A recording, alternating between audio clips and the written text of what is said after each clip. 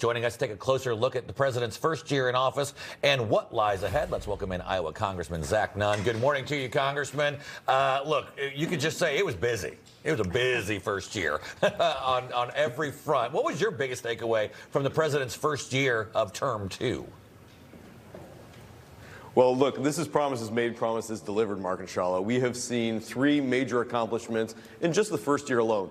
Energy independence, being able to do what we do here in the United States, whether it's traditional fuels or my home state of Iowa, biofuels, taking off. 2, border security at an unparalleled level. We went from tens of millions of illegals entering the country to now the strongest, safest border in U.S. history. And 3, the thing that really impacts every American is the largest tax cut in American history, putting more money back into Americans' pockets, growing our economy, a $2,000 tax credit per child, including my $5,000 tax credit per adopted child. We are moving America forward, and we're hitting on what the president wants to do in 2026, help drive down costs for every American so they can buy that first home, so they have the opportunity to invest in their community, so small businesses can take off. This is the kindling that is really going to move the U.S. economy forward, and we've been able to set the stage for that in 2025. In 2026, Americans are seeing that money right in their pocketbook. And Congressman, I understand that you've had some big wins as the new year kicks off. Several of your provisions in the appropriations package that passed in the House last week support small businesses, as you just mentioned, as well as protect victims of online scams. Can you tell us more? That's right. Well, I think one of the big wins here is that we went after the financial fraud. I hear this from every Iowan. I see it with every American. The bleed out of nearly $100 billion of U.S. hard-earned money going to fraudsters the world over, both domestically and internationally. We help lead the GUARD Act, which is the best way for both our federal law enforcement at DOJ, along with our intelligence agencies, to support our state and local law enforcement. Tragically, we've heard too many stories of Iowans who have been brought into these frauds either through robocalls, through spear phishing, where people think that they're really helping a family. In Dallas County, Iowa, I had a sheriff share with me the story of how senior Iowans are being called and said that, hey, they have to pay a bail bondsman to help their kid out of a prison.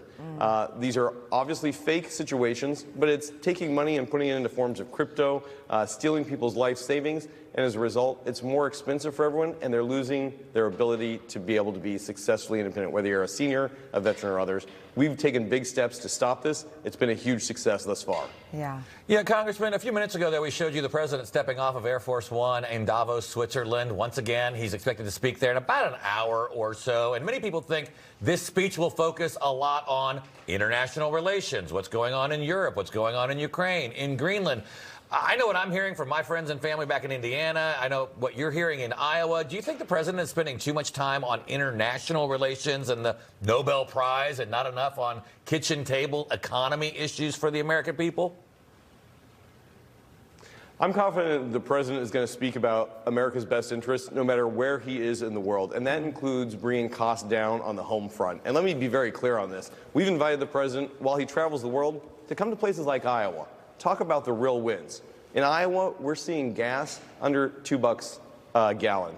And nationally, that's $2.50. This is the lowest that it's been in over 4 years. We're talking about the $66 million he was able to get to farmers in places like the Midwest to help grow our own food source and our own energy source. We're talking about the $50 billion that he was able to get towards helping rural health care, something that we led on. I want that to be the showcase of what the president's doing successfully. So we applaud the president's presence on the world stage. We also recognize that success is grown here at home, helping families, small businesses. Family farms is where Americans want to be, and this is what the president is working to deliver as we head into 2026. All right, Congressman Zach Nunn, always great having you with us. Thank you for taking the time this morning. Guys, thanks. Be safe, stay warm.